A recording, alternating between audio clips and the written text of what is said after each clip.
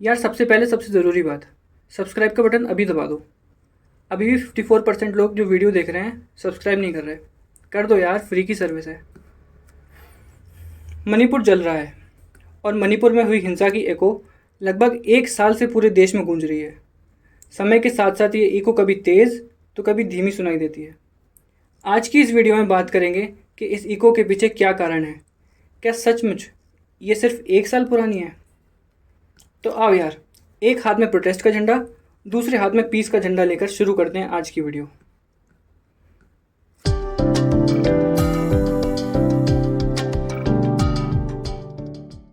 मणिपुर में मई 2023 में मैतेई और कुकी समुदायों के बीच बड़े पैमाने पर जातीय हिंसा देखने को मिली। लेकिन ऐसा हुआ क्यों? इसका मुख्य कारण अप्रैल 2023 में मणिपुर हाई कोर्ट का आदेश था, जिसमें कहा गया कि मैतेई समुदाय को शेड्यूल्ड ट्राइब्स का दर्जा मिलना चाहिए। मणिपुर में मैतेई समुदाय के चकपा और थोबाल को 1957 में शेड्यूल्ड कास्ट का दर्जा मिल चुका था, लेकिन मैतेई को शेड्यूल्ड ट्राइब्स की कैटेगरी में रखने की मांग सबसे पहले उठी 1981 में। हालांकि 1995 में मैतेई को ओबीसी का दर्जा दे दिया गया। यह मांग 2023 में मनमोहन सिंह के टाइम और तेज़ हो गई और फिर 2023 में हाईकोर्ट के ऑर्डर ने मानो जलती आग में पेट्रोल का काम कर दिया, जिससे पूरा मणिपुर जल उठा। ऑनरेबल हाईकोर्ट के आदेश के जवाब में 3 मई 2023 को all tribal students union Manipur ने आदिवासी एकता मार्च आयोजित किया।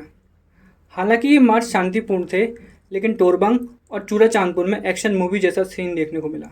यहाँ ये शांतिपूर्ण मार्च हिंसक हो गया। कुकी ने मैतेई पर हमला किया, जवाब में मैतेई ने कुकी पर हमला किया। 1700 से ज़्यादा घर जला दिए गए, जिनमें धार्मिक स्थल और शैक्षणिक संस्थान भी शामिल थे। लेकिन अब समय में थोड़ा पीछे चलते हैं। बात 2017 की। 2017 में मणिपुर सरकार ने शुरू की वॉर ऑन ड्रग्स। मणिपुर, जो कि गोल्डन ट्रायंगल के काफ़ी नज़दीक है, वहाँ पॉपी कल्टीवेशन काफ़ी ज़्यादा होती है। पॉपी यानी अफीम की खेती। सरकार के आंकड़ों के अनुसार 2017 से 23 के बीच 2500 से ज़्यादा लोगों को एनडीपीएस एक्ट के तहत गिरफ्तार किया गया, जिनमें कुकी, मुसलमान, मैतेई और दूसरे समुदाय के लोग भी शामिल थे। अब इस ड्रग वॉर को कुकी समुदाय ने अपने खिलाफ समझा और माना कि उनकी रोजी रोटी से उन्हें दूर किया जा रहा है। और वॉर अगेंस्ट ड्रग के साथ साथ शुरू हुई war against illegal migrant. Manipur सरकार एन बिरेन सिंह के नेतृत्व में दावा कर रही थी कि म्यांमार से मणिपुर में काफ़ी अवैध प्रवासी आ रहे हैं, जो कि रिजर्व फॉरेस्ट में आकर सेटल हो रहे हैं, जिसके चलते उन्होंने म्यांमार के साथ फ्री मूवमेंट रिजीम को सस्पेंड कर दिया और प्रवासियों को हिरासत में ले लिया। साथ ही साथ reserve forest, protected areas, wetland और वाइल्ड लाइफ एरियाज़ में लैंड सर्वे किए गए और इन सर्वे से पता चला कि मणिपुर में लैंड एनक्रोचमेंट या भूमि अतिक्रमण काफ़ी ज़्यादा बढ़ गया है। इसके बाद अवैध अतिक्रमण और अवैध प्रवासियों के खिलाफ अभियान शुरू हुआ और इन अभियानों ने कुकी समुदाय को और उकसाया, क्योंकि उन्हें लगा कि यह अभियान सिर्फ उनके खिलाफ है और वे मुख्य निशाना हैं। हालांकि मणिपुर सरकार का दावा था कि 290 बेदखल किए गए भूमि अतिक्रमणकारियों में से 160 मैतेई थे।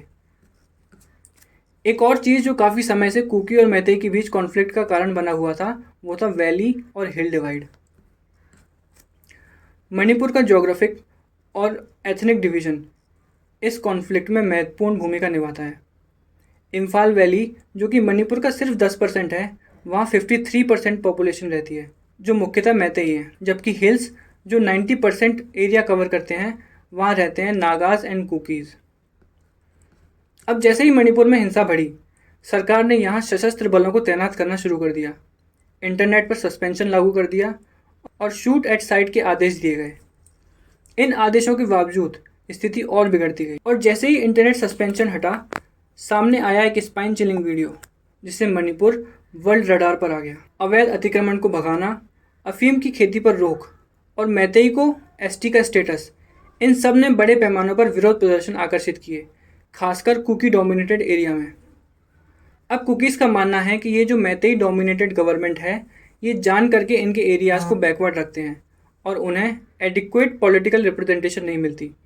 Hence they demand a separate Kuki land for themselves. और सिर्फ कुकी ही नहीं, वहाँ के नागाज भी ग्रेटर नागालैंड की डिमांड कर रहे हैं। अब मैं काफ़ी सारे फैक्ट्स यहाँ स्किप कर रहा हूँ, क्योंकि लोग वैसे ही लॉन्ग फॉर्म कंटेंट नहीं देखते। बात तो सही है। और अगर आप यहाँ तक ये वीडियो देख रहे हैं तो थैंक यू सो मच। पर मोटा मोटी जो कारण थे मैंने वो कवर कर लिए फॉर अ ब्रॉडर अंडरस्टैंडिंग।